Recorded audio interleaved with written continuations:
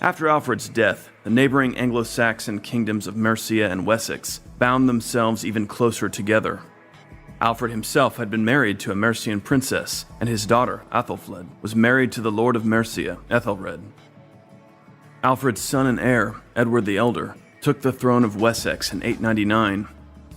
Edward enjoyed a close relationship with his brother-in-law, Ethelred, and together they acted against the Danish Vikings that still ruled much of northern and eastern England. Edward and Ethelred expanded King Alfred's fortress-building project into Mercia.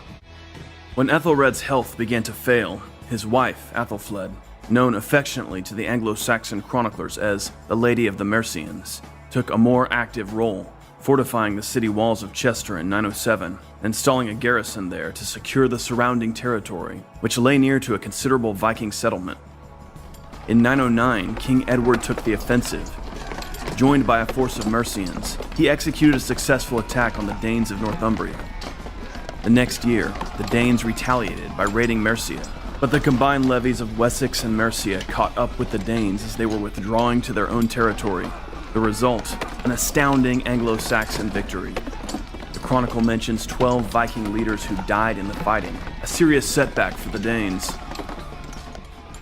Athelred of Mercia died the following year, in 911, leaving power in the hands of his wife.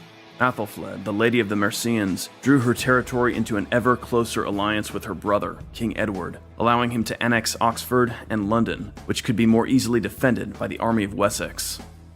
Ethelflaed also brought her brother's son and heir, Athelstan, into her own court to be reared among the Mercians, effectively preparing him to rule over both territories. Lady Ethelflaed also continued to build fortresses along the western approach to Mercia. Meanwhile, Edward battled his way up the east coast against Danish armies that were occasionally supported by visiting Viking fleets. Over the next decade, he built some 26 new fortresses, which would make the hostile penetration of Inner England a very dangerous proposition for any bold Viking raiders. 917 proved to be a crucial year of combat. That April, Edward built a fort at Towcester, which was successfully defended against a Viking attack. Ethelflaed's troops drove the Danes from Derby in the east in a battle that resulted in the death of 4 of her best warriors. A large English force from Kent, Surrey, and Essex captured the Viking fort of Colchester after a fierce battle. By year's end, Edward controlled the whole of East Anglia.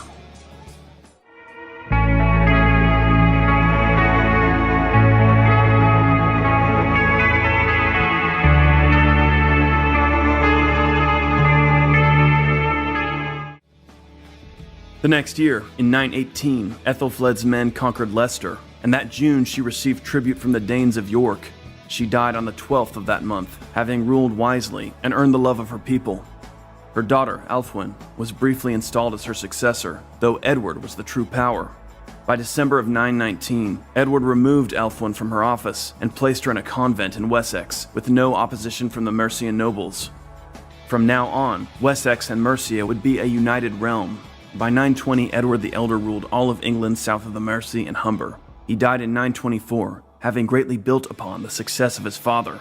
Edward's son Athelstan now took the throne, having been raised like a son by his aunt Ethelflaed. Athelstan was as readily accepted as heir in Mercia as he was in Wessex. King Edward the Elder and Ethelflaed, Lady of the Mercians, son and daughter to Alfred the Great, showed themselves worthy heirs of their father. In their time, the Viking threat was everywhere reduced, and the dream of a united English kingdom was closer to a reality than ever before.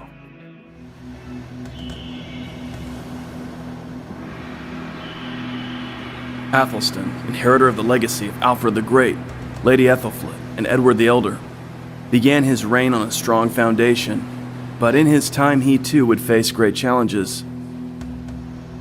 Initially, he tried to negotiate with the Viking rulers of York, marrying his sister to their chieftain, and securing their agreement to convert to Christianity. But when York's ruler reneged on his new religion and his new bride, Athelstan launched an invasion. In 927, Athelstan drove Olaf and his Vikings from York. At last, the King of Wessex directly controlled the northern stronghold of York. It was around this time that Athelstan began styling himself Rex Totius Britannia, King of all Britain. It's clear that already Athelstan had begun to envision an England united under a single Anglo-Saxon king. Yet his kingdom was hardly at peace.